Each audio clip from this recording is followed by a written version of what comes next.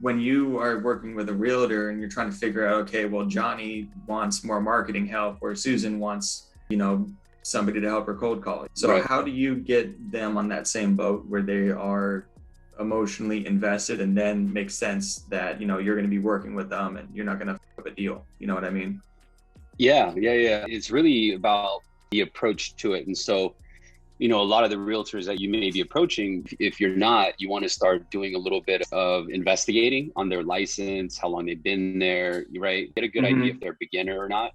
You can tell really based on their license number, but also understand that your way into step to the top producers that you want relationships with is actually through the newbies. It's through the rookies, right? So how do I win over the rookie? How we win over the rookies, we give the rookie what they want. And what they're trying to do is set up a system.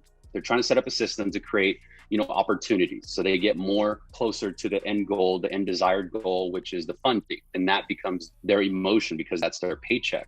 You get it? So now it comes down to, hey, we have a campaign that's meant for new brokers within this area because we're going to help you fund your first 5 deals fast. And we're going to show you a model that we've used for years with top producing brokers in your area. And it all starts with a few things. Now I'll go over it with you. I want to make sure you even qualify for it. Let me ask you a few questions first. How long have you been doing it?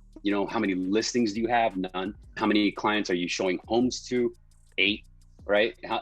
So you're getting a good idea of their experience. And then you start kind of closing them like you would close a consumer. And so whether you make kind of like a template or like a bullet point, like checklist for them, saying like, hey, this daily agenda will really help you reach your goals faster. And so, what it's doing is saying, find 5 new people to connect with or make 5 new contacts. And then the next thing could be, like a picture of a calendar of some sort.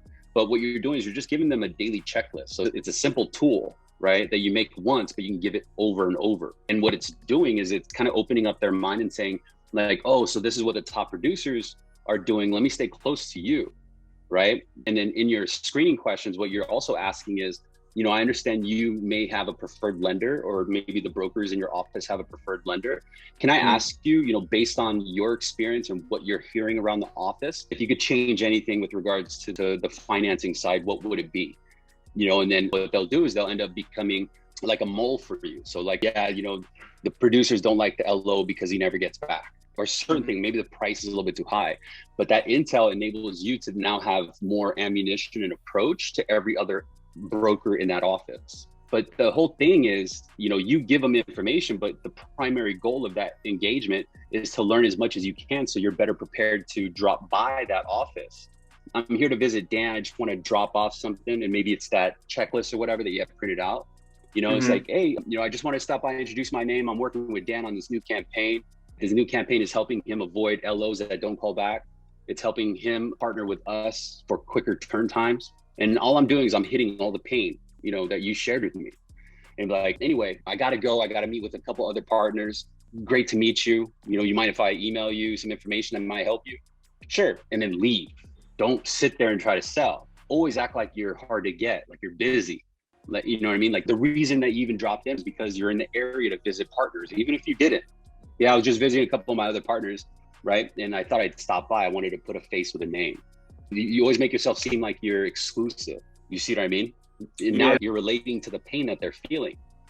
But it's always a campaign. It's always like, hey, we got this one exclusive campaign. It's only going on for a month, and that's your same approach to prospects. Gotcha. Yeah. I like it, bro. Does that make sense?